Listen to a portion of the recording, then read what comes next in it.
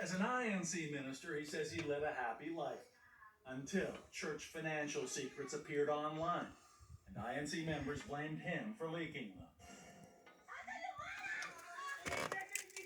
Menorca says police officers out to protect the church tried to kidnap him more than once, here in broad daylight on the streets of Manila. When it made the local news, INC denied any involvement. And Menorca says another abduction almost cost him his life. I saw 10 police officers with their guns pointed at me, and then they ran and shouted, "The fuck," meaning to get on the ground. He says he was sure he would be